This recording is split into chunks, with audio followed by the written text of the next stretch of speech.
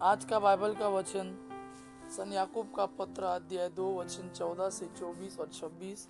और आज का सुसमाचार सन मरकुस के अनुसार अध्याय 8 वचन 34 से लेकर अध्याय 9 वचन 1 तक।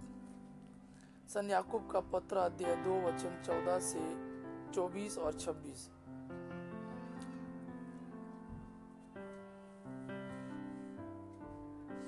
भाइयों, यदि कोई यह कहता है कि मैं विश्वास करता हूँ किंतु उसके अनुसार आचरण नहीं करता, तो इससे क्या लाभ?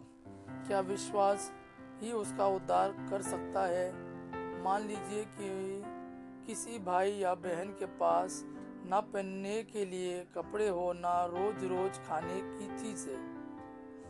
यदि आप लोगों ने में कोई उनसे कहे खुशी से जाइए, गरम गरम कपड़े पहनिए और भर पेट खाइए, किंतु वह उन्हें शरीर के लिए जरूरी चीजें नहीं दे, तो इससे क्या लाभ? इसी तरह कर्मों के अभाव में विश्वास पूर्ण रूप से निर्जीव होता है। और ऐसे मनुष्य से कोई कह सकता है, तुम विश्वास करते हो किंतु मैं उसके अनुसार आचरण करता हूँ। मुझे अपना विश्वास दिखाओ जिस पर तुम नहीं चलते,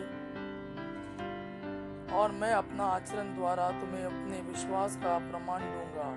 तुम विश्वास करते हो कि केवल एक ईश्वर है, अच्छा करते हो। दुष्ट आत्मा भी ऐसा विश्वास करते हैं किंतु कांपते रहते हैं। मूर्ख, क्या तुम इसका प्रमाण चाहते हो कि कर्मों के अभाव में विश्वास व्यर्थ है? क्या हमारे पिता इब्राहिम अपने कर्मों के कारण धार्मिक नहीं माने गए जब उन्होंने वेदी पर अपने पुत्र इसहाक को अर्पित किया?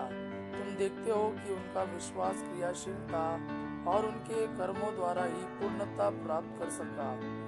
इस प्रकार धर्म ग्रंथ का यह कथन पूरा हुआ, इब्राहिम ने ईश्वर में विश्वास किया और इसी से वह धार्मिक माने गए और ईश्वर के मित्र कहलाए। आप लोग देखते हैं कि मनुष्य केवल विश्वास से नहीं बल्कि कर्मों से धार्मिक बनता है। जिस तरह आत्मा के बिना शरीर निर्जीव है, उसी तरह कर्मों के अभाव में विश्वास निर्जीव है। आज का सुसमाचार सन मरकुस के अनुसार अध्याय 8 वचन 34 से लेकर अध्याय 9 वचन 1 तक। ईसा ने अपने शिष्यों के अतिरिक्त अन्य लोगों को भी अपने पास बुलाकर कहा, जो मेरा अनुसरण करना चाहता है वह आत्मत्याग करे और अपना क्रूस उठाकर मेरे पीछे हो ले। क्योंकि जो अपना जीवन सुरक्षित रखना चाहता है वह उसे खो देगा, और जो मेरे तथा सुसमाचार के कारण अपना जीवन खो देता है वह उसे सुरक्षित रखेगा। मनुष्यों को इससे क्या लाभ यदि वह सारा संसार तो प्राप्त कर ले लेकिन अपना जीवन ही गंवा दे? अपने जीवन के बदले मनुष्य दे ही क्या सकता है?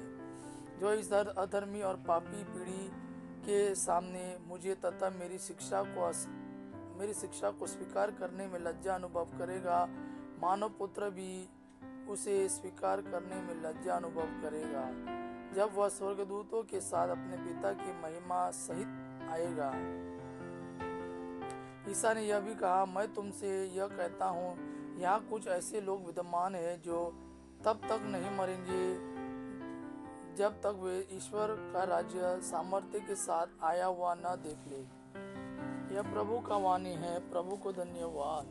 आबा पिता की महिमा और पुत्र यीशु का प्रेम आप पर सदा सर्वदा बना रहे। आमीन।